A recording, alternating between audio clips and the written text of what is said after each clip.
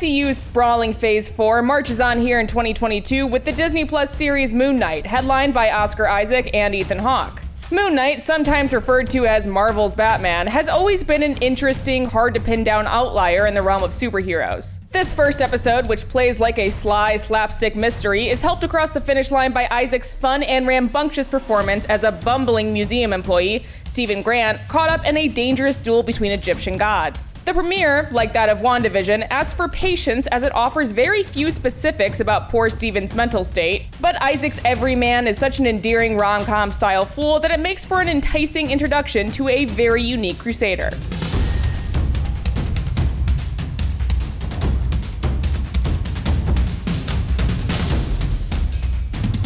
After this first episode, we still need a lot of answers, particularly about the exact nature of Stephen's madness, because he's very much living half a life. Instead of seeking actual help for what he thinks are extreme sleepwalking episodes, he opts to strap himself to his bed at night, content with just losing large swaths of time and only partially existing within the real world. The kick is that Stephen's other personality is a brutal mercenary named Mark Spector. When we meet Stephen, Mark has somehow allowed this tamer persona to get away from him in a way that never happened before, and the two sides struggle for dominance. That being said, Mark also purposely and willfully allows himself to be Stephen again at times. So, as we move forward, it'd be nice to get some more clarity as to how these two sides of the same man work, rule-wise. But even if this never gets fully sorted out, it wouldn't be the end of the world since there's more going on here.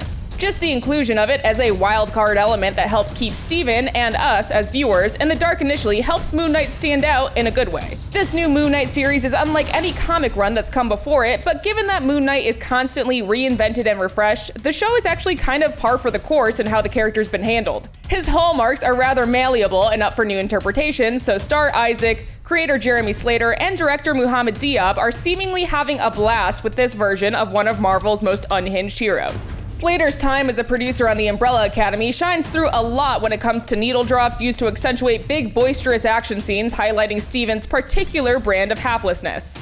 Notable too is that Moon Knight feels very disconnected from the MCU. This is by design, apparently, but it can feel a bit jarring after 5 previous MCU shows that were heavily tethered to the events of Endgame. It's not inherently bad, but it does make Moon Knight feel like latter-day Marvel television shows like Runaways, Cloak and Dagger, and the later seasons of Marvel Netflix series in which any connection to the MCU had all but vanished. Thematically, it works for now since Stephen is in a very odd cerebral prison. This first episode rightfully focuses all its might and glory on Isaac and the oddities of Stephen. But even though his confused, bleary existence roots the series at first, that doesn't mean we're cheated out of the show's other famous star, Ethan Hawke. They actually have a ton of screen time together, and Hawke is able to play into his skills as a gravely whispering obsessive honed over decades of intense roles spanning multiple genres. Here, Hawke gets to play around with the time-honored MCU template of villain with good intentions but bad execution, while also being the one in the know to juxtapose Stephen's total bewilderment. Hawke's author Harrow is alluring because there's a quiet kindness inside him.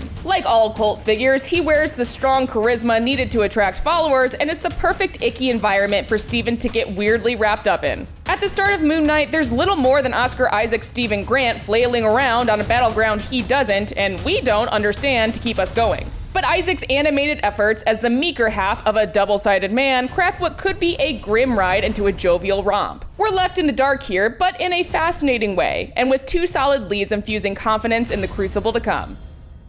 For more TV reviews, check out what we thought of DMZ and the premiere of Halo, and for everything else, stick with IGN.